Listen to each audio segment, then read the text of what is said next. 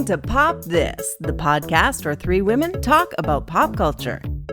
Here are your hosts, Lisa Christiansen, Andrea Gin, and Andrea Warner.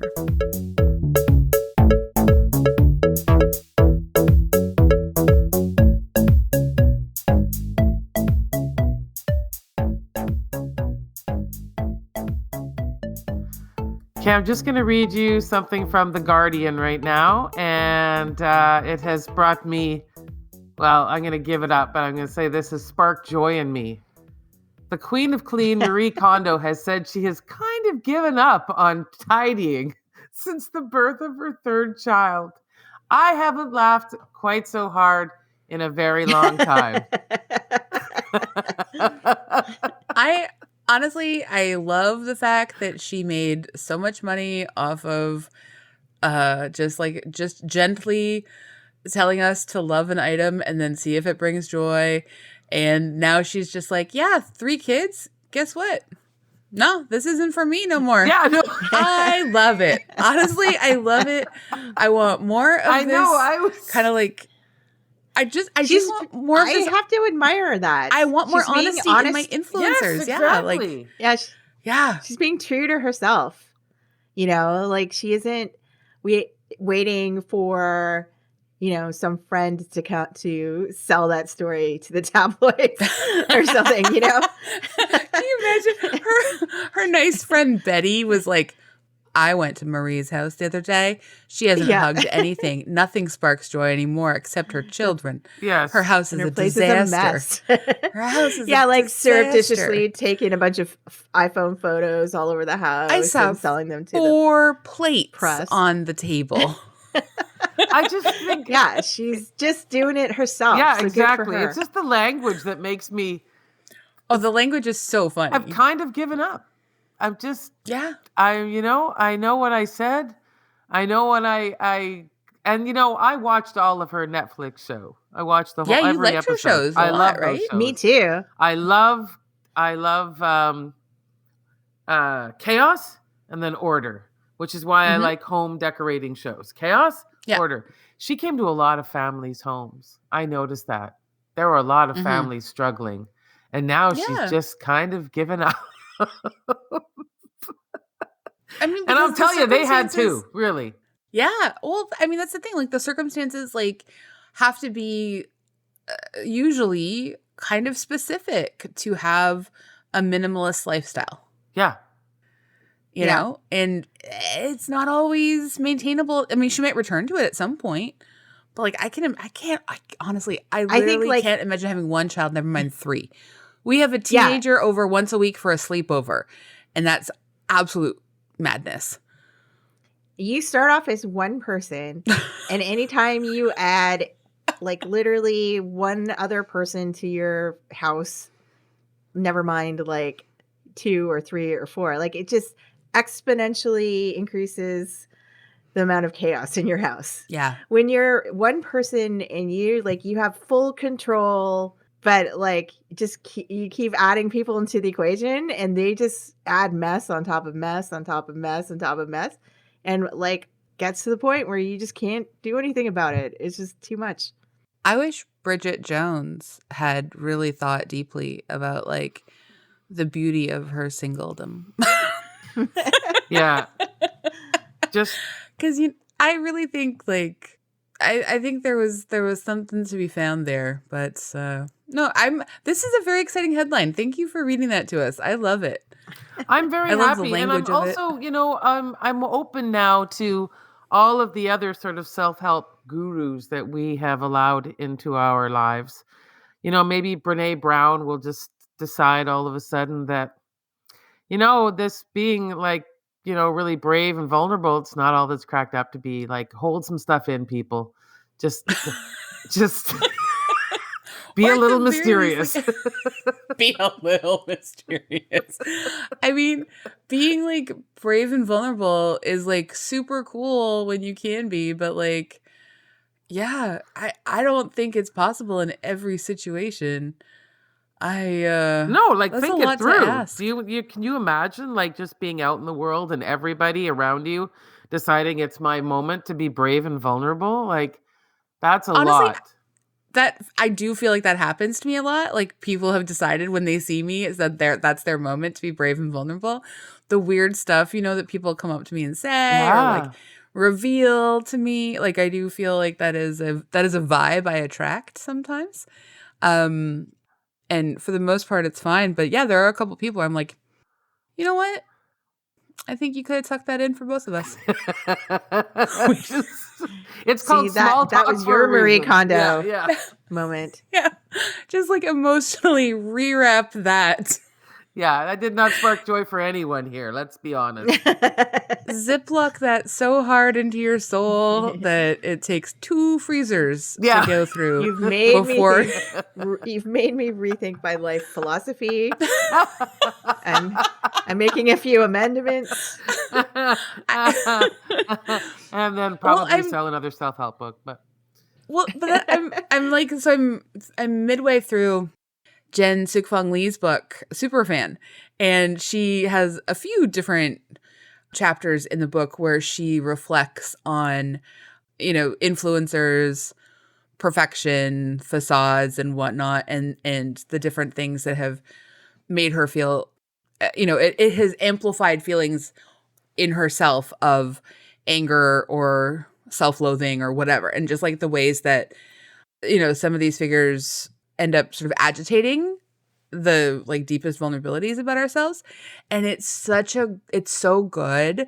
And it's such a I don't know, it's just like so many levels of sort of like genius to sort of articulate and verbalize a lot of feelings that like I think people have been trying to work their way through for a long time in terms of their relationships to self-help gurus, influencers, Gwyneth Paltrow and Goop stuff. Like I highly, highly, highly recommend it. Like if any of this sort of stuff around Marie Kondo or Brene Brown or any other influencer resonates with you, I highly recommend this book because like it just like puts so many things in perspective that in a way that only Jen can. That is a hearty recommendation, and I will take you up on that. It's in fact a double recommendation. Yeah, it is. I've been looking for a new self-help guru too. Full disclosure though, I was at the book launch and part of the book launch. So like I'm not like necessarily super biased because I do genuinely think it's brilliant, but I guess I should like disclose that level of bias. But she's your editor as well. She's also my editor on my forthcoming book about Dirty Dancing. So like, but I mean, again, that all doubles back to the podcast really. Cause like really, where's the first place that I truly defended Dirty Dancing? Right here, guys. Yeah. Right. Yeah. Yeah. I know. Exactly. Yeah. Well, we're hoping to get a lot of residuals. Yeah. I'll settle for an acknowledgement. Yeah. You know, it's just a highly sort of like financially rewarding career. Author. Mm-hmm. Especially nonfiction, I heard. Nonfiction author. Slim volume of nonfiction essays about pop culture. I mean, this is not the best segue, but I gotta say, like, this movie that we're talking about, I feel like the star of this film has been a significant part of a lot of my pop culture consumption over the last, like, 13 years. And this is the first time seeing her in this kind of role. And, like, I think, like, several of her different characters and, her as a human being, even though I don't know her at all, of course, have, like, kind of influenced my life. Wow. Yeah. Wow. I know, right? Mm-hmm.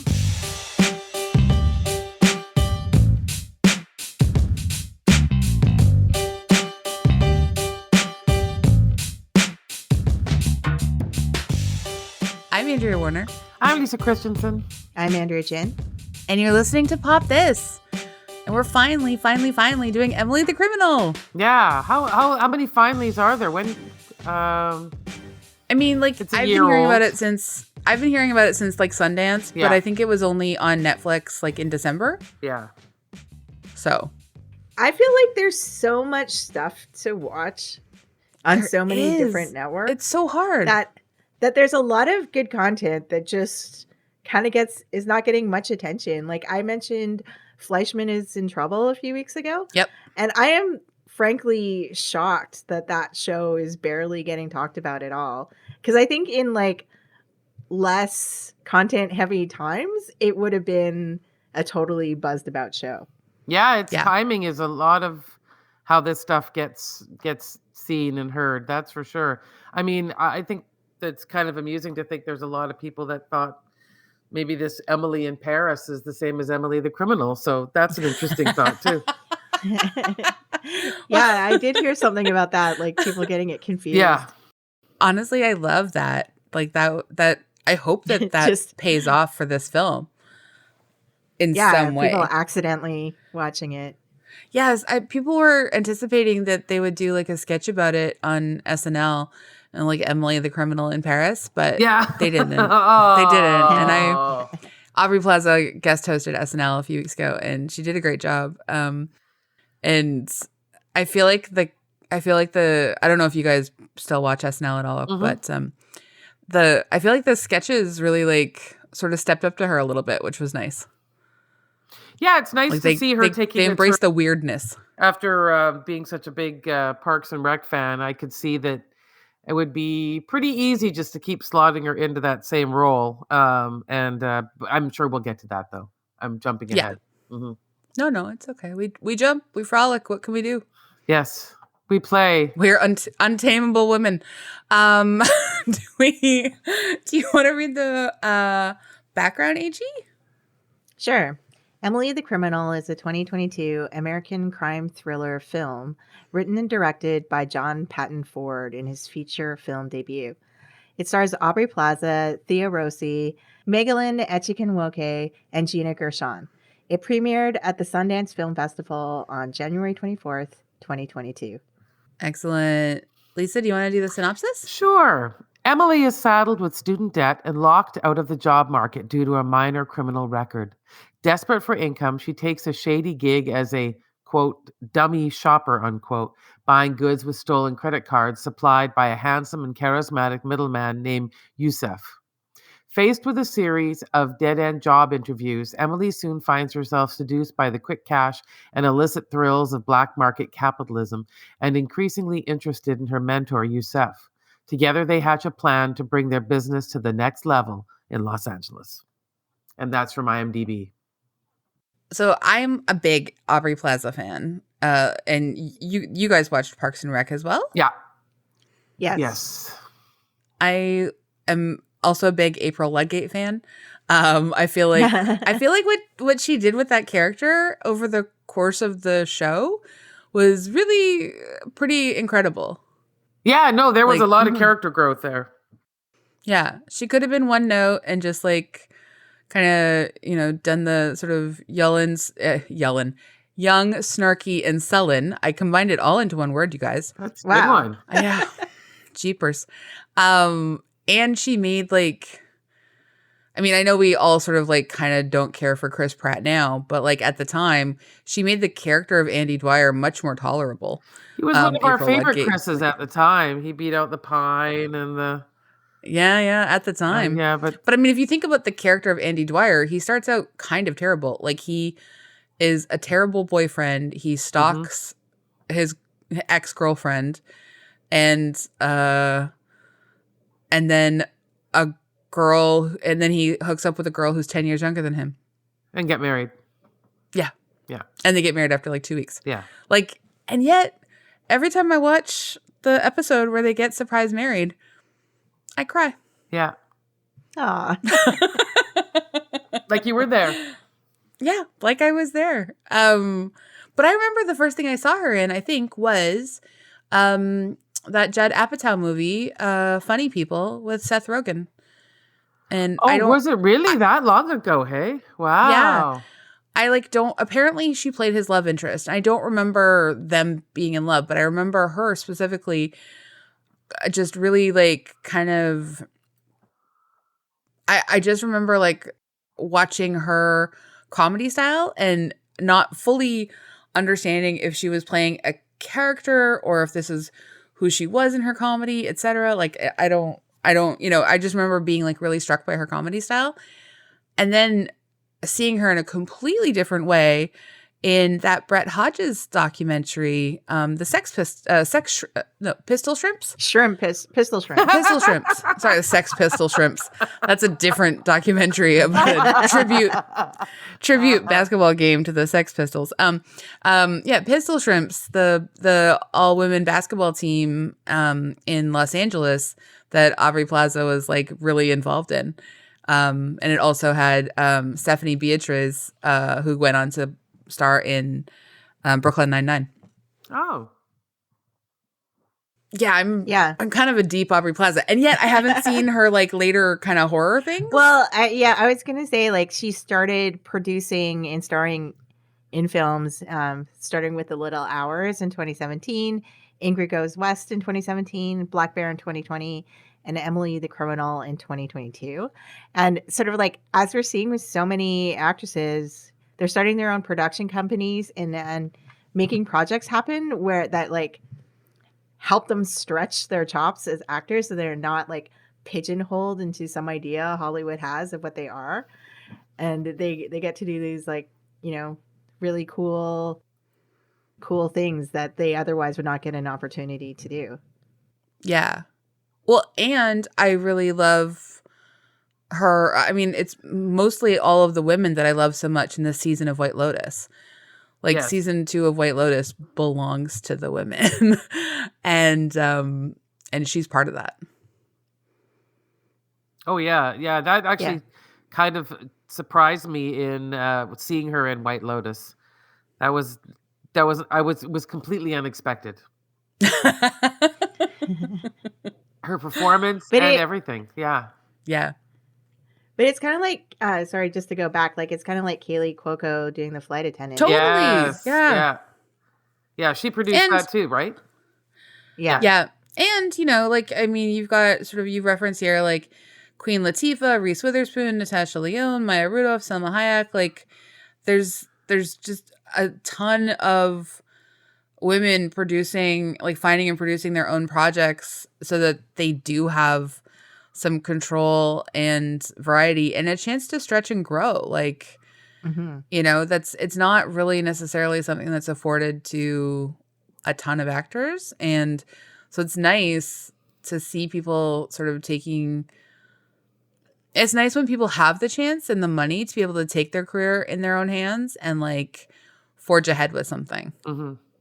Yeah. I was reading an interview with Aubrey Plaza in the LA Times, and she says that like she gets like, you know, like a lot of people coming to her with projects saying like, you know, we'll make this role for you. And, you know, we'll write it just, you know, built around this character. And she's like, you don't know who I am. Like, you just kind of have this projection of who you think I am based on, you know, like the roles I've played. But like she said, you know, don't do that. I just want to be an actor. Let me act. Yeah. Yeah, I can really understand that. Like, even just seeing her on SNL and seeing her sort of go between these characters, and they do like a Megan tribute sketch, like a me Thregan tribute sketch to like the greatest film AI of all time, Megan, and she's so good in it, and she's so funny, and I really like to see her adapt to like these different characters and sort of, I don't know, just teasing out all of these different edges to her. I feel like she's sort of like a pretty exciting person to watch explore new things. Yeah. And I think this movie in particular, like I in a few like different scenes was pretty surprised at like the direction her character took. It was a lot sort of like tougher and darker than I was expecting it to be. Oh yeah, no, exactly. I didn't know what I was not expecting it to go as heavy as it did. That is for sure. Yeah.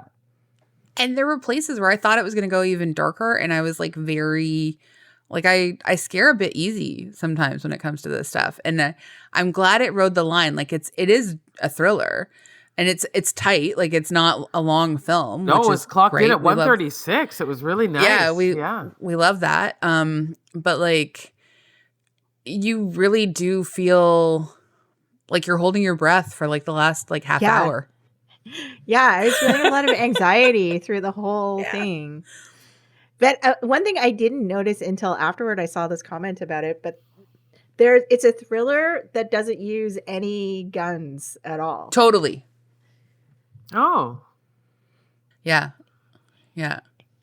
No, that's and true. That's really fascinating for a modern day thriller. Yeah. I really appreciated that because I honestly expected there to be guns at almost any point. But we see like knives get a lot more work here. And Box I mean, cutters? they are Taser. box cutters. Yeah. Like they are quieter and more accessible. But and the taser. The taser. She's like vicious with that taser. I mean, I also just am sort of like struck by the idea of a woman who's in her, what, like maybe early 30s? Like, is that like what you think sort of Emily is? Yeah, I would say. And she just, you know, she has this conviction, but she also has a lot of sharp edges to her shoulders. Like she's quick to try and like, and I think I understand why, like because she's experienced that people are very quick to judge her for this conviction that she's got. But she also, it sounds like she went through a lot. Like she had to like, if we're to believe she's being truthful, like she had to like nurse her grandmother through the last days of her life. And the only place where she can go stay is back in New Jersey with her stepdad. Like it's not even, you know, someone who's necessarily a blood relative, and her best friend / frenemy is like, no, you can't go back to New Jersey. Like, and that seems to be the person she's closest to in the whole world. And she also just cannot not get real sloppy messy when she's drinking and partying. Like she's like, you kind of understand how she ended up. You kind of actually think like, how does she only have one conviction? Yeah. Like, cause she's, you know, she's not dealing with a lot of stuff, and it's going to like come out in her temper. It's an interesting personality she has because, like you're saying, the person she becomes when she's partying and, you know, just goes with that flow, she also becomes quite easily switched over to becoming a criminal pretty easily as well. As soon as she sort of picks up on a vibe, she can just sort of put herself into it and go with it. Yeah, she's kind of good at masking. Yeah. And that's an interesting character trait as well. Like because that's the thing. Like it doesn't, like when something goes wrong when she's committing a crime, she doesn't freak out and like run away or try to like she just remembers faces it head on. Yeah, and she remembers the last time that going. someone did, and she just copies them. Yeah. But I mean, she still expresses like, you know, the complexity of that vulnerability and that exhilaration, and like there aren't a lot of options for her we see so far, like in terms of trying to get out of the tremendous amount of debt that she's in and where she's positioned in her life. Like I love every chance she has to call people on unfair labor practices. Like Emily the criminal is doing Emily the union worker's work here. Like she is calling out her kind of crappy boss at her food delivery place. She's calling out Gina Gershon's like really like the idea that you're supposed to do an unpaid internship for 6 months. It's super coveted, and she should be so thankful that she has that job. Like I was reading the thing that you clipped, AG, about so Jeanette Katsoulis in the New York Times, uses these kinds of words. She says, scenes like this spike the film with millennial fury. And then she also goes on, Emily's belligerence seems an appropriate response. But the words that Jeanette is using are extremely loaded. Like, no, this is the appropriate response in a capitalist hellscape for young people to be told that their labor has no value and yet then not be expected to turn to crime. Like, what people are doing in these situations is criminal to young people by exploiting them. Like, those are the criminals as well. Like, Emily is just evening the playing field. Yeah. That's why I thought of this movie as Breaking Bad meets Hustlers. Yeah, there's a real vibe there. Yeah, I mean, it is like a very, like what we're hearing about, like what young people mostly are facing these days when they're going into the workforce is like they have huge student debt, they have to do gig economy jobs, that they're expected to do unpaid internships, and it's just impossible to financially make it work. And it does pose this, like, the movie poses this interesting dilemma for the audience, which is like, like if you were faced with all of these problems, like how much would it take for you to turn to a life of crime in order to gain like financial independence, right? Like to be out from under it. And so like you kind of are cheering for her and you and even though she's doing criminal things. Yeah. Yeah. Who has also come to the United States as an immigrant, and he has a dream, and he's never going to reach it otherwise. I mean, that's just fact. Yeah. Like Yusuf, I think, is such an interesting character. Like, we see him have this sort of closeness with his mom. We see him develop this bond with Emily. Like, he's intrigued by like her, I think he's intrigued by her physically, of course. He's attracted to her, but I think he's really intrigued by like how quickly she can turn tough and put on this bravado. And like ultimately she's the one who really levels up the playing field by the end of the film and convinces him to sort of like take it to the next level, take back from his cousin what his cousin has taken from him. And like she really is the one who has nothing to lose. Yusuf has a lot to lose. He's got this close relationship with his mother whom, she depends on him and he has people relying on him. We haven't seen that with Emily, but Yusuf is ultimately the one who pays the price, And that's a really interesting kind of development for me, like with this movie, is that he starts out as sort of the slightly corrupting influence because he introduces, or he doesn't introduce her, like her coworker introduces her to this life, but Yusuf is the one who's like instrumental in obviously enabling this life for her. She's adept at it and adapts quickly as a result and wants to like go for the bigger buck and score, and she's an art student, so she's like very and an artist, and she's extremely smart and good at crafting. That's the other thing. Crafting doesn't get as much hype as the additional vehicle for this film, but she's an excellent crafter, and I think that goes into it as well. But yeah, I like to see Emily like really take on the like the big bad role ultimately. Yeah. It's a quick character study for her.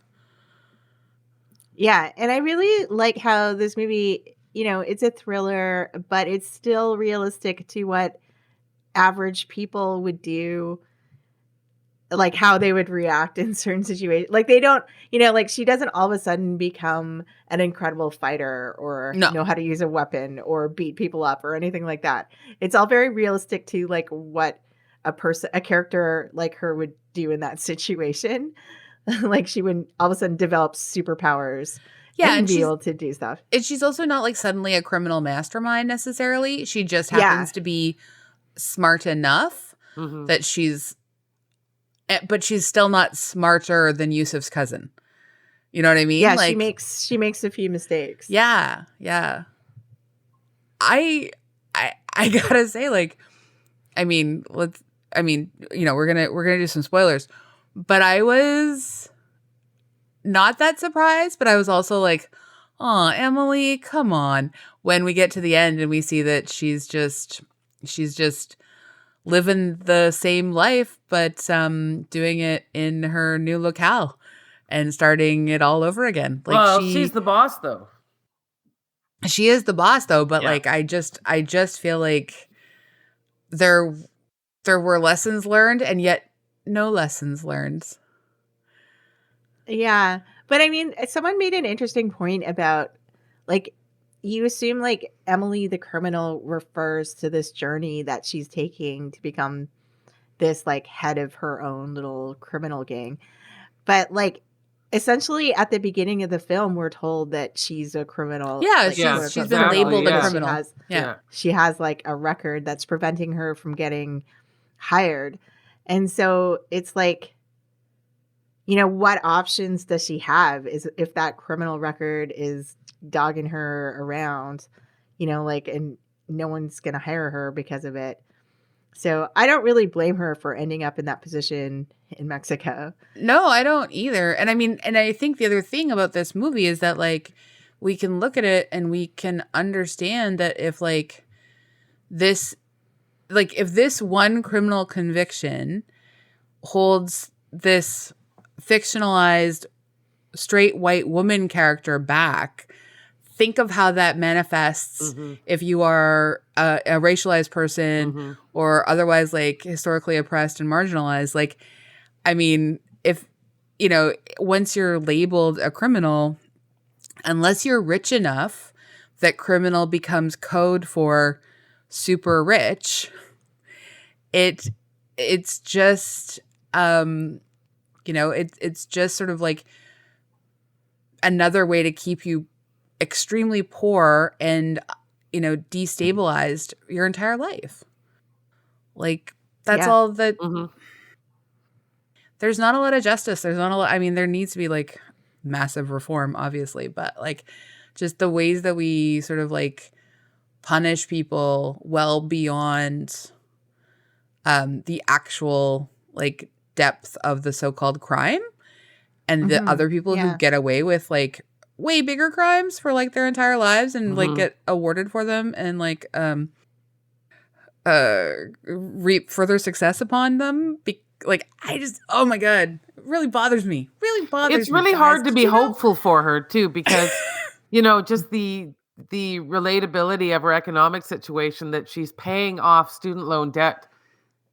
Just the interest she's discovering. Just the interest. Yeah. And also, and she can't use any of the education to get a job that she is worthy of. So she's stuck in a trap that will keep her there for a long, long, long time. So all the Nepo babies can take all the internships and run the world. Yeah. I also like don't understand how like her best friend, who's like obviously not her best friend, like must know this is an unpaid internship. Yeah. And brought her in anyway. She sets her up to fail. Yeah. She sets her up to fail. When Emily freaks out on Gina Gershon, it's so satisfying. Yeah. It's so satisfying. I think about like, you know, a lot of journalism is unpaid internships in the beginning. Yeah, sure is. Not all, but a lot. Yeah. And I've done an unpaid internship, and I was extremely lucky that my mom like supported me financially so that I could do that unpaid internship. Like it really changed my life. And I feel like, you know, that's just, it's such a privilege. And it's like, it didn't get me jobs necessarily, but it gave me a lot of life experience. It gave me a lot of like perspective. And I was just actually, the woman who like received my internship letter at Soap Opera Weekly when I was 19 years old and said, we'd love to have you, like, come to New York for the summer, and like it would be great to have you. She just messaged me the other day to like wish me a happy birthday. Really? Yeah, she was great, and she just messaged me the other day to wish me a happy birthday. And she told me that every time now, like I guess she has followed me a little bit, like my career and stuff, and she was a great writer and great editor, and I learned so much from her. And she told me that every time she hears Buffy St. Marie, she thinks of me now. And like, she's, she was just like, it was a really sweet message. So I had a chance to tell her, I'm like, look, like you changed my life, dude. Like, I don't know if you know that, but like it, you meant a lot to me. And I still carry some of the lessons that like you imparted, during that internship, like into my like everyday all the time. Cause she was just so great and, very real. And very like honest about everything, and very good at her job. Like just one of the most competent people who is still an excellent writer. Like, and that combination is extremely exciting to me. And just she nurtured like decades of interns at Soap Opera Weekly. That said, those internships should have been paid. But she did a great job and I really appreciated it. And they did give us opportunities. If we wrote anything, we got paid for our bylines. So they did pay that way. But yeah, anyway, it's a nice memory, but it's a memory that I'm lucky to have because my mom was able to like do that for me. Yeah. I've never read Soap Opera Weekly. Is it like, does it sort of recap what happens on all the soap operas, or is it about like what the actors' lives are outside the soap operas? Yeah. So, I mean, to be fair, I don't think it exists in any practical form anymore. I think Soap Opera Digest was able to ride it out longer. So that still exists. Soap Opera Weekly was its like sister publication, but also competition. So they had one floor. We had one floor. So Soap Opera Weekly was the larger publication. Soap Opera Digest was the smaller one. And why I liked Soap Opera Weekly so much more is that it did a lot more journalism. And so, it was entertainment journalism, but it was like interviews with all the actors and profiles and like features about like thematic things that the soaps were exploring. It had recap stuff too. But it was just like much more in depth. It was like reading like, Premiere Magazine was like the magazine to read about like getting to know behind the scenes film and Hollywood stuff. Like Soap Opera Weekly was that for soap operas. Yeah. But it doesn't exist anymore? I don't think it exists anymore. Usually you found it when you were like checking out at Safeway, and I haven't seen it there for a long time. Yeah, I haven't seen it in a long time. Yeah. So I'm fairly certain it doesn't exist anymore, but I guess people get their fixes with online. Mm-hmm. Well, and Soap Opera Digest survived, and I think there's one more soap opera one that survived. And a lot of soap operas have actually shut down too. A lot of soap operas have died too. Yeah. Like they had started covering like nighttime soaps and like sort of more like weekly dramas and stuff too at the time. Even back in 1999. Sorry, that's when I was there. And then as it grew, like as the evening soaps and whatnot grew, like they started doing stuff like that. But I also, that's where I ended up, like they hired me like a year after my internship to write their horoscope columns weekly. That's where I did my horoscopes for 2 years. Wow. You do owe them a lot. Anyway. Well, yeah, that's a real sidetrack. We'll never know what Emily could have been if she could have afforded that internship. And well, that's the thing. Like Emily, I mean, and Emily's art, like, like she's smart, there's a part she's of me, resourceful, and she's smart, she's resourceful, and she's really talented. Yeah. And so there's a part of me that like wants to sort of like blue sky it and be like, Emily, I think you could like do portraiture work and sell it on Etsy. Like, I think there are options here, but I don't know if I don't think that's the mindset that she can operate in when she's been in a scarcity mode for so long. Yeah, and she's still trying to pay off like $70,000. That's the thing. Like, she's got to make that quick buck. Like, did you guys ever watch Good Girls on Netflix? Yeah. Like they get sort of the characters there get into they've all got like sort of serious financial woes and also have a lot of challenges, and they start laundering money. And this escalates dramatically over the course of 4 seasons. And you understand why they're all going to keep it up in some way. It's also the same story as the other movie we watched. The name's escaping me right now. Jada and Queen Latifah. Oh, not Bring It Set On. It Off? Set It Off. Set It Off. Set It Off. Similar kind of theme. Mm-hmm. Yeah, absolutely. Because there's just, I mean, and Set It Off was like over 20 years ago. Yeah. Like it's a very, well, obviously financial precarity and like particularly cost of housing stuff, like money right now, like, oh my God, like I fully expect like massive upswing in shoplifting and credit card fraud over the next few years because people can't afford anything. People just can't afford to live, and student loan debt seems particularly evil. It really does. Yeah. It really, really does. Student loan debt is particularly evil. Like it's that the idea of student loan forgiveness. I know a few people who've had their student loans forgiven in the States.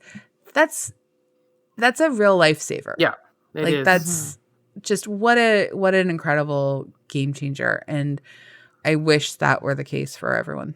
Mm-hmm. Yeah.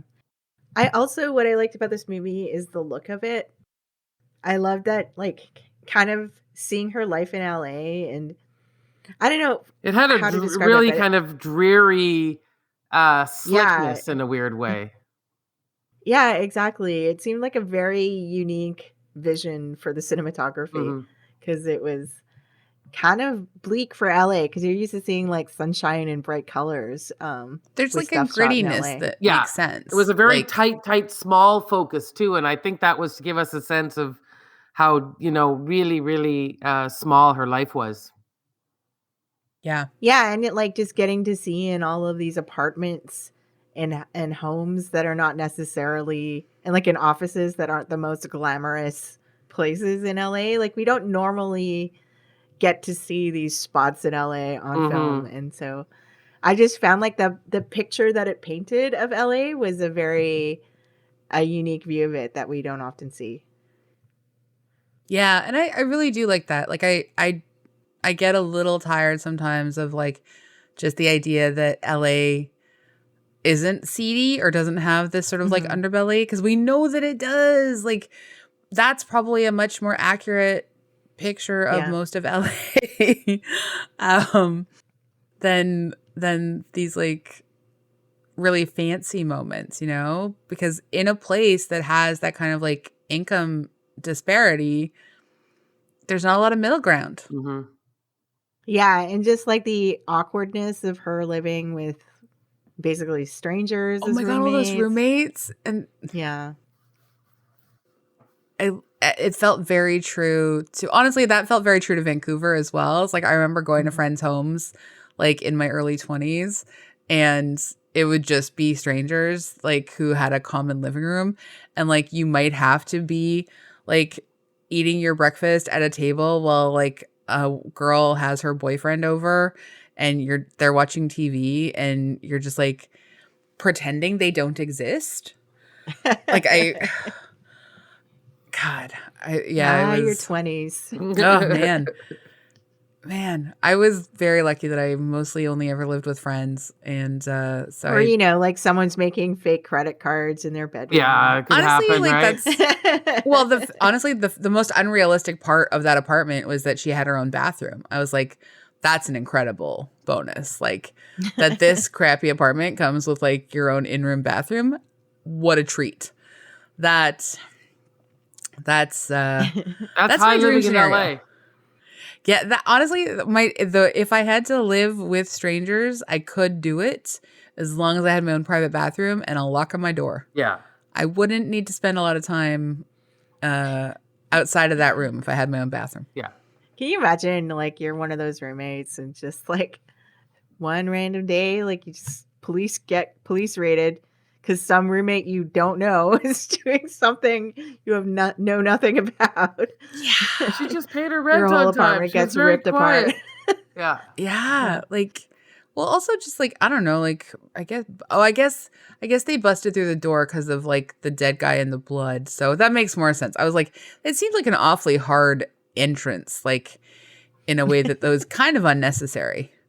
Wow. Like, I mean, but I guess there was a murder. So I don't even know if those were necessarily connected. I think they would just go right in there because they saw that image of her on the. Remember, he showed the tape that she'd gone to the same store twice.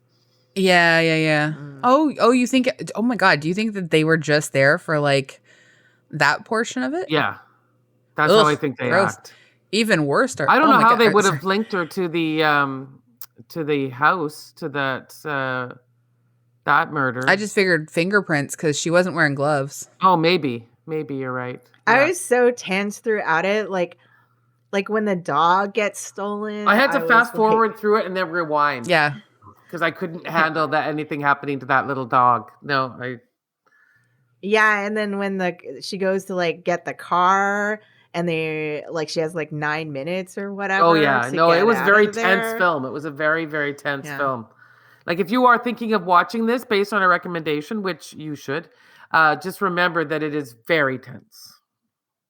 Yeah. You will be on the edge of your seat the whole time. Yeah. I also just want to give I really like the actor who plays Yusuf. Yes, he was Theo amazing. Rossi. Yeah. He's great.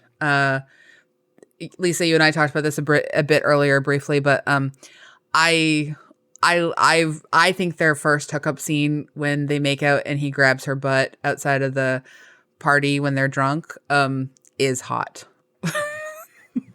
But I apparently think initiating sex in public is okay thing to do for these two. Even though it's not, but apparently that's where I'm team sex in public for Yosef and Emily. It wasn't that it wasn't hot. It was definitely. But I just felt that their attraction to each other was very, there was not quite sad, but very, this'll do right now, you know? Yeah. I mean, I don't think we're looking at the grand romance or anything, but no. I did enjoy. Well, especially how it ends. Yeah, exactly. Yeah. I mean, I do think she's sad. Yeah. She I don't think she wanted him to. No. She tried to like get him out of there, but yeah, that was. I mean, I hope he's okay. Yeah. Now, he survived his head injury. Oh no, I think he's dead. His head. You thought he was dead? I thought right? he really. I thought he was sure. dead. Yeah. Spoilers. That boy. was a. Sorry. Yeah, so many spoilers. Sorry. That was a pretty significant head wound. And he was very out of it. And she kept saying, stay awake, which made my stomach turn. Really. Oh, I know. It was, yeah. I thought we were going to see brain. I was not looking forward to that. Yeah. Do you think the cousin died? No. I don't think so. No. I think that's why she can't go back to LA. Yeah, of course. Yeah. But I don't know how much money she had in that bag, though. I guess it was enough to bankroll her to get to somewhere in South America. But that's the thing. I thought that she would have enough money in the bag to, maybe like kind of live at least for like a few years where she could just sort of reset and get her, because obviously she's not going to be paying her student loan. She's got to be living under an assumed. But the thing is, she hadn't learned yet how to make fake IDs. Like she knew how to make the fake credit cards. Yeah. But she hadn't yet learned how to make fake IDs. So I'm very curious as to how she. I guess you can learn anything on the internet. I guess you can hook up with some people too and do, and start an operation. Yeah. And we don't know the private conversations they had where they maybe discussed all of the ins and outs of this particular system. I feel like that stuff is easily learned, as you said, from the internet. Yeah. Mm-hmm. Yeah. Well, cool internet. This movie pops for me. Big pop for me. Yeah, definitely. Yeah, big pop. Highly recommended. Yeah, I think it's timely. I think it's smart, And if you're a fan of Aubrey Plaza, it's a nice opportunity to see her in a different way. Yeah, completely agree.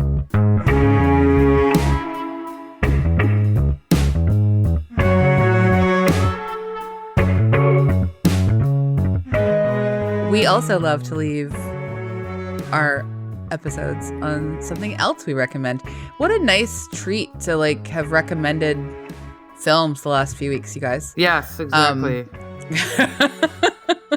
I don't want to get cocky, but I have a good feeling about the next run of things we're going to do. So what do you recommend this week, Lisa? I have been reading a book called Zed, a novel of Zelda Fitzgerald by Therese and Fowler. So it's one of those interesting kind of, what's the word? It's like it's not a biography. There's the word I was looking for. But it's told like the factually, but like fiction. So what word am I looking for? So it's told factually like fiction? It is fiction. Oh, it is fiction, yeah. But it's told as if it's not. Yes. Okay. So it's it's about Zelda Fitzgerald. I've always been very curious. It's about her and F. Scott Fitzgerald and their relationship together. Ends with his death in 1940. So we're just starting off in 1918 when they met. And I'm enjoying it. It's quite breezy. And I'm going to recommend it. Awesome. Sounds great. I love a breezy read. Yeah. I really do. AG, what about you? I just finished watching this series on Netflix called The Makanai, Cooking for the Maiko House. It's a Japanese series about this young girl who moves to Kyoto. Well, she moves there to become apprentice geiko, which is like the word they use for geisha in Kyoto. But she gets told that she's not like suitable for that, to do that kind of thing. And so she becomes the like cook for the house instead. Oh. And basically this series is just like as much a story about people learning to be geikos, but it's as much that as her like cooking a delicious meal on every episode and displaying it. And already this cooking website I followed called Just One Cookbook has done like all the recipes for every episode of the show. Oh, wow. The food just looks so delicious. But yeah, if you watched Midnight Diner Tokyo Stories on Netflix and are a fan of like fictional stories that feature delicious food, then I highly recommend watching this. Cool. Oh, fantastic. Yeah. Oh, that sounds so fun. good. Well, I am recommending the incredible movie Megan. Oh, exciting. Meath Regan.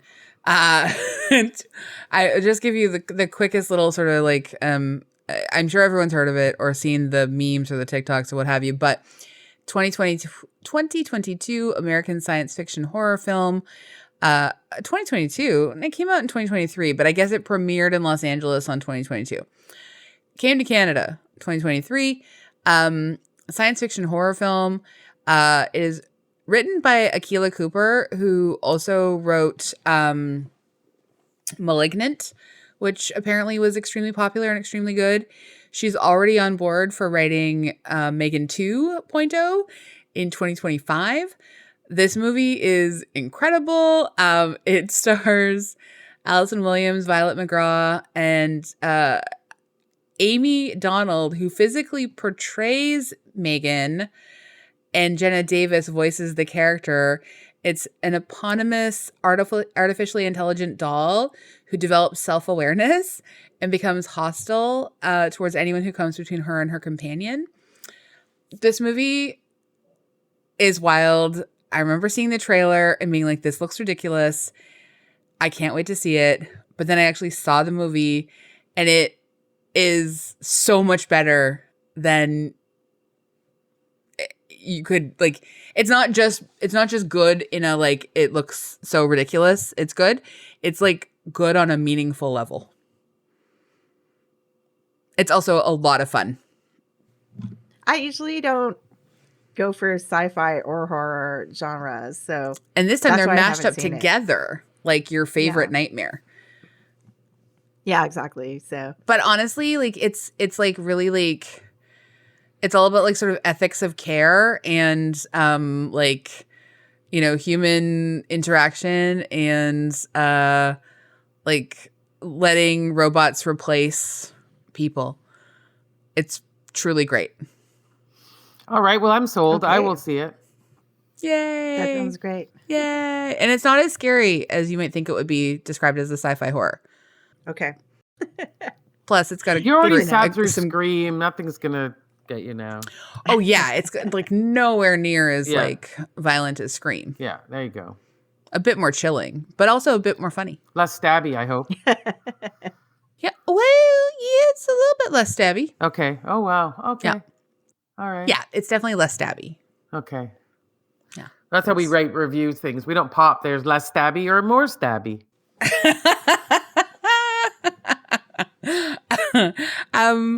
You can hang out with us on Instagram, Facebook, Twitter.